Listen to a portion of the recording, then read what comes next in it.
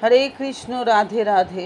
রাস পূর্ণিমা 2025-এর তিথি কখন শুরু, কত তারিখে পড়েছে, কতক্ষণ থাকবে, এছাড়াও ভক্ত ও ভগবানের মিলন উৎসব রাস, জেনে নিন এর পৌরাণিক মাহাত্ম্য।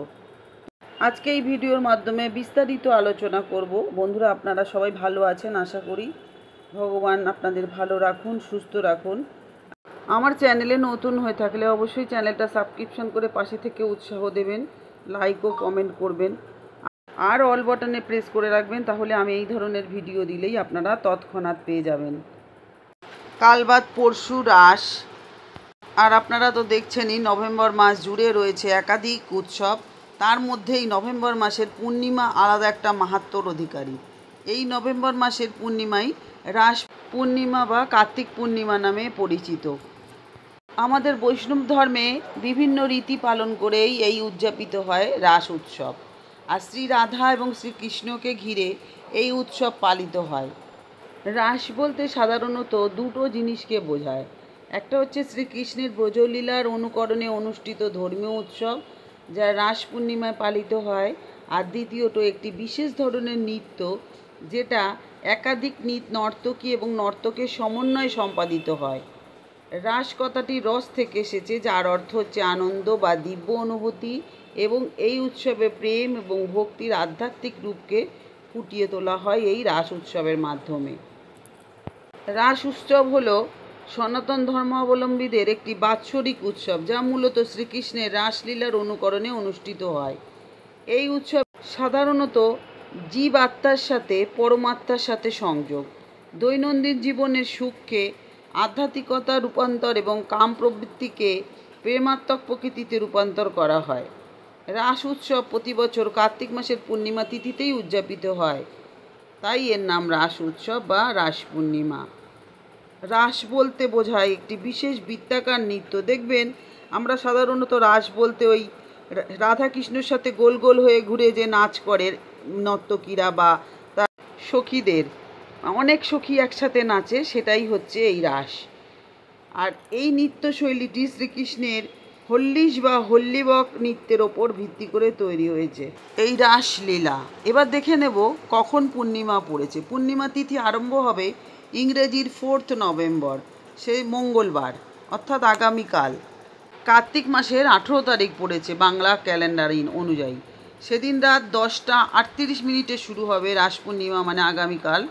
আর পূর্ণিমা তিথি শেষ হবে 19 কার্তিক 5 নভেম্বর 2025 সন্ধ্যা 6:49 শেষ হয়ে যাবে। এবার আসি এই রাসের মাহাত্ম্য কী। সাধারণত কার্তিক মাসেই পালিত হয় এই উৎসব। কথিত আছে রস থেকে রাস কথাটির উৎপত্তি। রস অর্থে সার, নির্যাস, আনন্দ, আহ্লাদ, অমৃত এবং ব্রহ্মকে বোঝায়। শ্রীকৃষ্ণকে ঘিরেই পালিত হয় রাস উৎসব। এই কারণে কার্তিক পূর্ণিমার অপর নাম রাস পূর্ণিমা।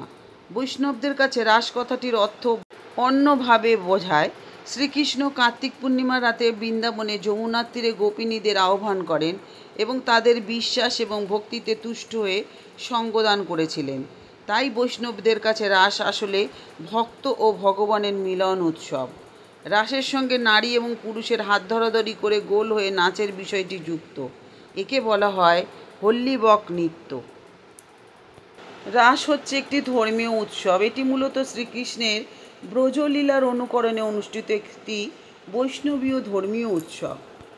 শোনা যায় কুরুক্ষেত্রের যুদ্ধের পর শ্রীকৃষ্ণকে পাপমোচন এবং পুণ্য লাভে গঙ্গা স্নানের স্বপ্নাদেশ দেওয়া হয়েছিল, যা রাস মেলার জন্ম দেয়।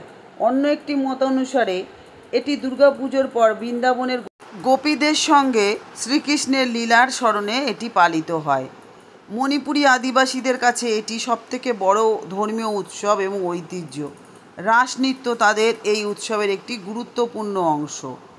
রাস উৎসবের মূল মাহাত্ম্য হল জীবাত্মা এবং পরমাত্মার মিলনের প্রতীকী রূপ। এটি দৈনন্দিন জীবনের সুখানুভূতিকে আধ্যাত্মিকতায় এবং কাম প্রবৃত্তিকে প্রেমাত্মক প্রকৃতিতে রূপান্তরিত করে।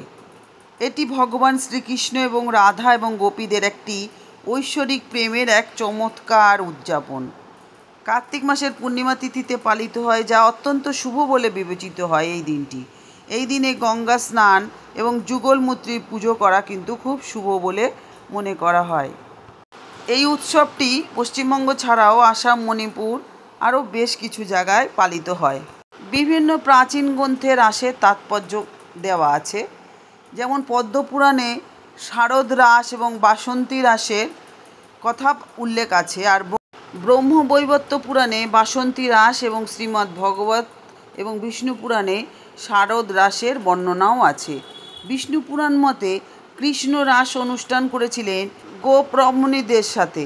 আর শ্রীধর স্বামী বলেছেন বহু নর্তকীযুক্ত নৃত্য বিশেষের নাম হলো রাস। আর শ্রীমদ্ ভগবত মতে শ্রীকৃষ্ণ যোগমায়াকে গ্রহণ করেই রাস অনুষ্ঠান করেছিলেন। বস্ত্রহরণের দিন গোপিনীদের কাছে শ্রীকৃষ্ণ প্রতিজ্ঞা করেছিলেন যে পরবর্তী পূর্ণিমা তিথিতে তিনি রাসলীলা করবেন। শ্রীকৃষ্ণ গোপিনীদের ভক্তি দেখে তাদের মনস্কামনা পূরণ করতে রাসলীলা করেছিলেন। কিন্তু যখনই শ্রীকৃষ্ণ তাদের অধীন বলে ভেবে গোপিনীদের মন অহংকারে পূর্ণ হলো, ঠিক তখনই শ্রীকৃষ্ণ গোপিনীদের মধ্যে থেকে অন্তর্হিত হয়ে যান। অর্থাৎ যখন শ্রীকৃষ্ণকে ওনারা পেয়ে গেলেন, যখন শ্রীকৃষ্ণ ওনাদের ধরা দিলেন রাসলীলার মাধ্যমে, তখন ওরা ভাবলো যে কৃষ্ণ তো আমাদেরকেই ভালোবাসে, আমাদের জন্যই এসছে। এটা যখনই বুঝতে পারলেন তখন কিন্তু শ্রীকৃষ্ণ তাদের মধ্যে থেকে উধাও হয়ে গেলেন। এরপর তখন কিন্তু গোপিনীরা নিজেদের ভুল বুঝতে পারেন, যা ভগবানকে একমাত্র আমার বলে ভেবে অহংকারের ফলে শ্রীকৃষ্ণকে তারা হারিয়ে ফেলেছিলেন। ত্রিজগতের প্রতি শ্রীকৃষ্ণকে কোনো বন্ধনে আটকে রাখা যায় না।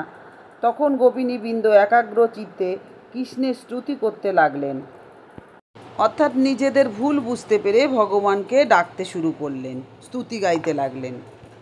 এরপর ভগবান ভক্তের ভক্তিতে সন্তুষ্ট হয়ে গোপিনীদের মানব জীবনের পরমার্থ বুঝিয়ে দিয়ে তাদের অন্তর পরিশুদ্ধ করে তুললেন। এইভাবেই রাস উৎসবের প্রচলন হয় বলে মনে করা হয়।